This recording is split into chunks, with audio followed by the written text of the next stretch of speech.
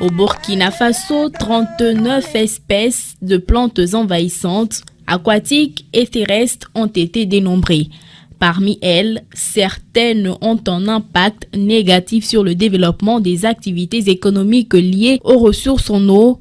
Et pour faire face à cette problématique, le Programme national de gestion intégrée des ressources en eau 2016-2030 a inscrit la lutte contre les espèces invasives dans ses priorités. Voilà pourquoi le projet appuie au renforcement des capacités institutionnelles, organisationnelles et techniques des comités locaux de l'eau, de l'espace de compétences de l'Agence de l'eau du Nakambé ou FASOCOM 2, financé par l'Union européenne et mise en œuvre par FASOCOM et l'Agence de l'eau du Nakambé, a financé un voyage d'échange et de partage d'expériences des comités locaux de l'eau de l'Agence de l'eau du Nakambé au Bénin. La délégation venue du Burkina Faso a pu donc toucher du doigt les réalités. Elle a vu qu'au niveau du Bénin, les plantes envahissantes sont valorisées.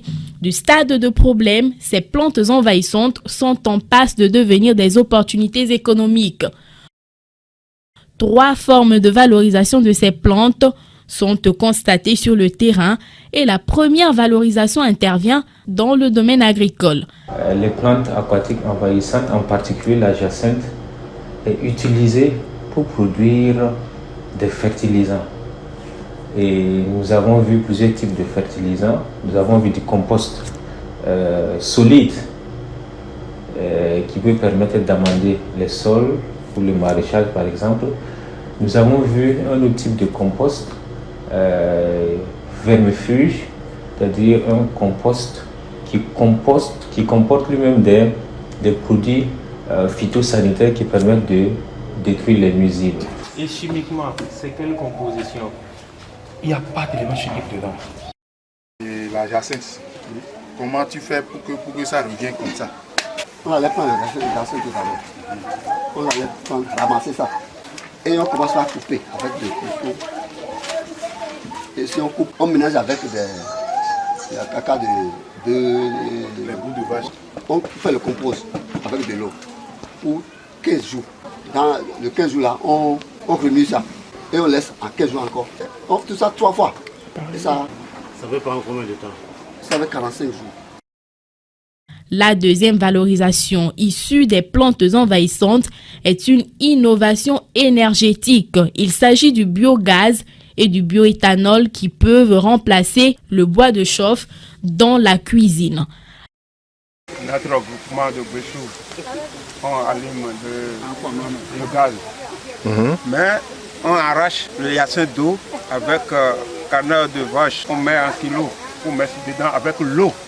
Ok. Pour allumer, après tu donnes la nourriture, ça commence par gonfler. Et tu mets le sac là-bas, tu prends le gaz. Tu prends le gaz là pour aller à la maison, pour faire marcher à faire le cuisine. Quand on connaît la problématique du bois de chauffe et le problème de désertification que cela entraîne dans nos pays, en particulier les pays sahéliens, une alternative comme l'utilisation de la jacinthe pour produire de l'énergie qui peut être utilisée pour la cuisine facilement. Vous mettez 1 litre dessus en 7 minutes, ça bout. 1 litre d'eau et il n'y a pas perte d'énergie. La troisième valorisation et innovation concerne l'utilisation des plantes aquatiques envahissantes dans la vannerie pour concevoir des objets utilitaires au quotidien tels que des chapeaux, des nattes, des toits de cases. Il faut dire que cette expérience est très intéressante parce qu'on est allé au-delà des renforcements des capacités classiques.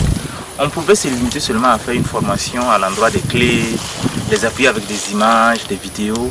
Mais lorsque les acteurs locaux, les premiers acteurs même sont en contact avec l'expérience, ils arrivent à communiquer avec les autres acteurs sur le terrain. Il faut dire que l'impact est beaucoup plus grand. Toutes ces formes de valorisation sont menées par la communauté à savoir des agriculteurs, des jeunes et des femmes.